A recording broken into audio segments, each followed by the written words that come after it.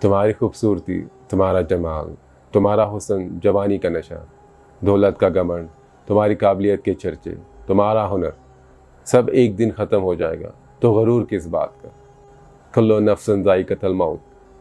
قبرستان جانے سے ہمیں اپنی اصلی حیثیت معلوم ہوتی ہے۔ ہم کسی کے بھی جنازے میں شرکت کریں، ہمیں لگتا ہے کہ صرف یہی شخص دنیا سے گیا ہے، ہمیں اپنی تو کوئی فکر ہی نہیں ہوتی۔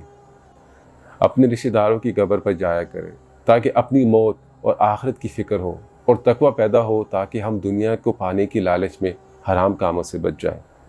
نبی پاک صلی اللہ علیہ وسلم نے قبر کو پختہ بنانے سے منع فرمایا ہے۔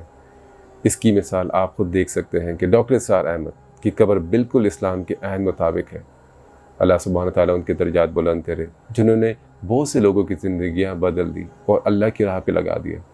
اللہ سبحانہ تعالیٰ ہم سب کی مغفرت فرمائے اور آخرت کی فکر دے، جس دن ہم سب کو اللہ کے حضور کھڑا ہونا ہے۔ آمین یا رب العالمین۔